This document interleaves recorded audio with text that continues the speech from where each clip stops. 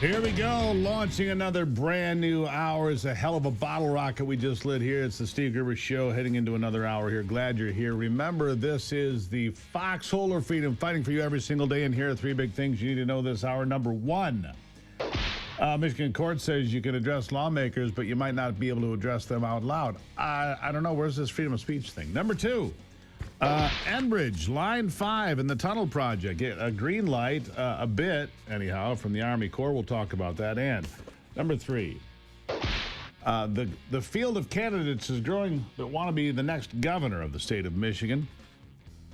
Former Republican Attorney General Mike Cox launching his campaign for governor. In a post on X, Cox said 8 years of Governor Gretchen Whitmer has made Michigan weaker, poorer, and less free. He's right on every account. I've protected people my entire life, fought and beat the worst of the worst. Let's not stand by and let radical politicians or woke bureaucrats undermine us any longer. I'm running to be your governor, and together we can make Michigan great again. He was the Attorney General from 2003 through 2010. He's been out of the race and out of the, the spotlight for a long time. Others include John James, the congressman, Senate Minority Leader Eric Nesbitt, and Anthony Hudson, who's running for governor to eliminate property and state income taxes. Democrats trying to be the governor, Jocelyn Benson, Garland Gilchrist, and Genesee County Sheriff Chris Swanson. I don't know. We'll see. But I look forward to having Mike Cox here on the program and having him lay out his. I mean, he served in state government for a number of years as the Attorney General, so we'll see what he can tell us about his race to be the next chief executive of the state, all right?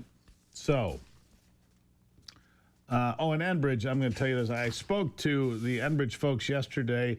They say they're pleased about the announcement from the Army Corps of Engineers. Currently working to establish an updated timeline for its permit review under the emergency procedures. So they're trying to push it forward. But the folks at Enbridge say, well, it's fairly ambiguous. Don't know how quickly it's going to move anything forward. They still expect the progress to proceed in 2026 in the permitting to be fully taken care of by next year, maybe around this time. So they're optimistic moving forward, but they don't think this is going to tremendously speed up the process. So we'll see. The big story, though, continues to be this illegal alien that was deported to El Salvador, right? And the question is, whose side are you on, right? Kilmar Abrejo Garcia, labeled as a wife beater and an MS-13 gang member. He's a citizen of the nation of El Salvador, where he was sent. And yet, the Democrats are standing up to defend him every step of the way. Well, let me share something with you here from Just the News. Kilmar Abrejo Garcia stopped in Tennessee driving with an expired driver's license, 2022. Subject of a domestic abuse protective order requested by his wife, records show. Now she's making television appearances. They've raised $250,000. But it gets more interesting. During the interview, during the traffic stop, December 6, 2022, the subject pretended, this is Senor Garcia, pretended to speak less English than he actually was capable of. Kept asking questions when questions were asked. No luggage in the vehicle. The officer believed the suspect was involved in human trafficking at the time because they said they were coming back from Texas, a load of people in the car, no luggage. The initial review determined that Abrejo Garcia was a suspect alien, referred his matter for review to passport control. 3 weeks later, Homeland updated its record to urge all personnel who encountered Abrejo Garcia in the future to escort to secondary, a term referring to the investigative procedures used when someone suspected of wrongdoing is encountered at a port of entry or by Border Patrol agents. The Biden administration's flagging of Abrejo Garcia on suspicions of human trafficking and human smuggling adds to a growing body of evidence that the man at the center of one of the most significant deportation cases in modern history wasn't the peaceful, law-abiding dad from Maryland, as his wife and lawyers have claimed in the news media while they're raising piles of money. On Wednesday, DHS released a court filing showing Abrego Garcia's wife sought domestic violence restraining orders against him a year before the traffic stop, May 2021. The document signed by a judge described allegations of violent encounters. The case eventually dismissed when the wife, Jennifer Vasquez, refused to appear in court. That's the way these things often go. Separate records released by Attorney General Pam Bondi show Abrego Garcia admitted to authorities 2019 that he entered the United States illegally, had no basis for seeking asylum, and that Maryland police positively identified him as a member of the MS-13 criminal gang. Yeah.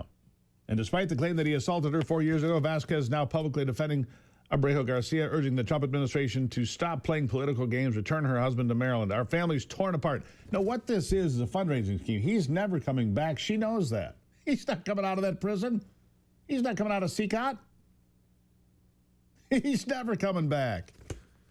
Ever. Oh, they've raised $250,000 that she'll get to keep.